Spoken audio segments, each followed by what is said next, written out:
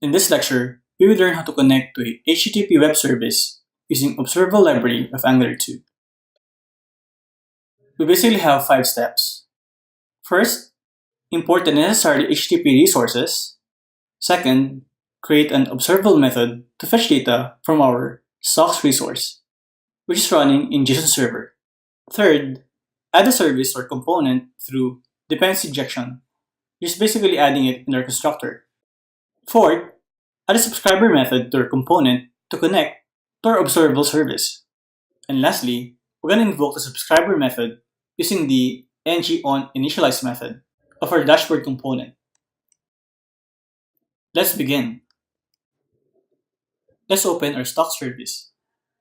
So go to Source, App, and then Stock Service. Let's first import the necessary HTTP resource.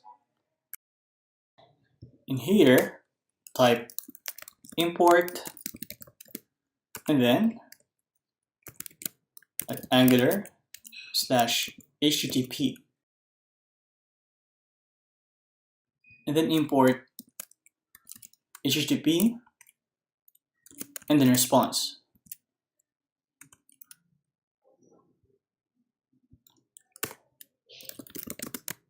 Then let's import RJJS Rx.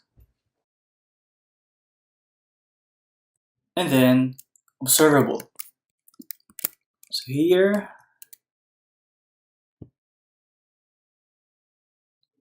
let's also import the map and cache methods from Rx. So here, you space this. So add operator map and cache. Then go to your constructor and then add private HTTP and then HTTP.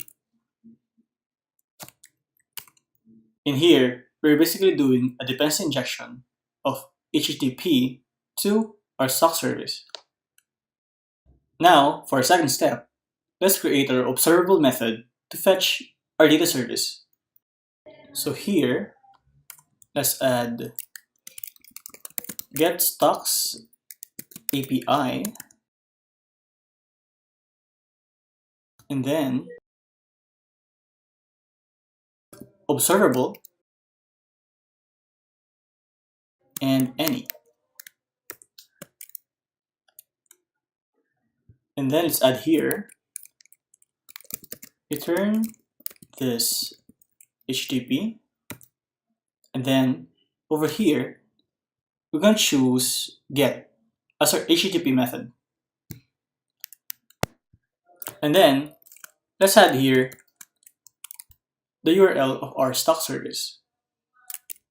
So put here localhost 3000 and then stocks. And then let's add .map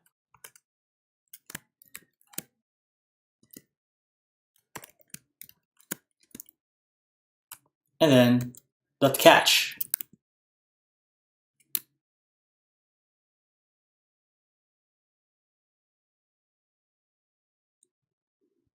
So here type R for response. And then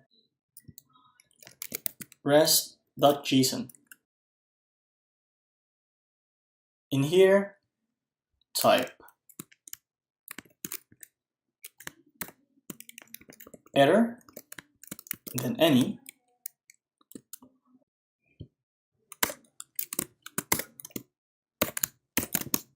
and then put here observable,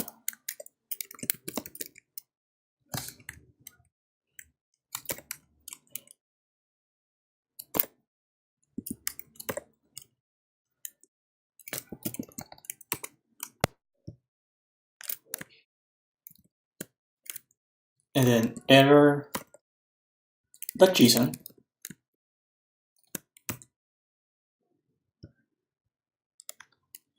error, and then let's add a message server error.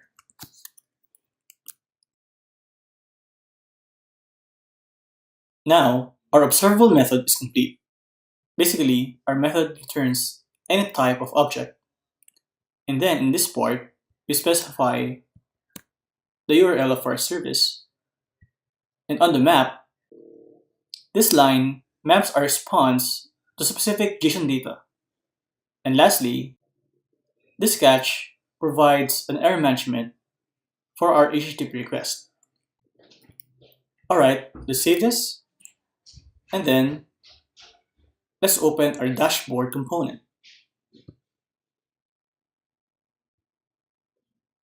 First, let's import our stock service. Import from, we have stock service. And then, stock service. Just remember that I use these two dots over here because the dashboard component is basically located on this folder, which is one folder up compared to our stock service file.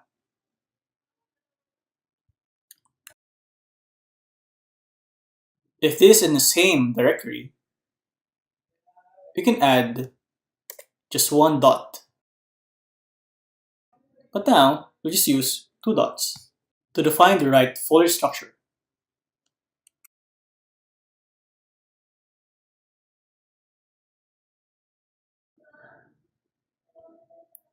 Alright, now let's inject the stock service on its constructor. So here, type private stock service and stock service. Let's now create our subscriber method. So here, let's add get all stocks. You can specify any name that you want for your method.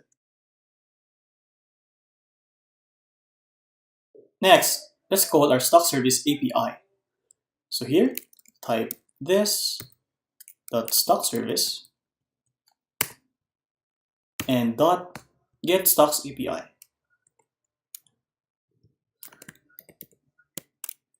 And then dot subscribe.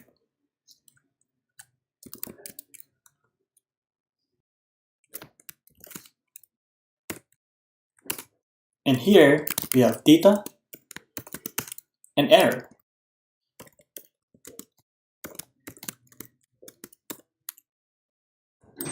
Then here console.log and then an error console.log. Now, the reason why it's called a subscriber method, it is because of this field. The result from our HTTP request will be available in the data. And if there's any error, it will put here. For now, let's use JSON.stringify and then data. For error, just put here server error. Now, our subscriber method is complete. Lastly, you have to add our get all stocks to our entry on init method. So here, type this and then get all stocks. And we're done. We are now ready to test our application. Just open a terminal and then run our app.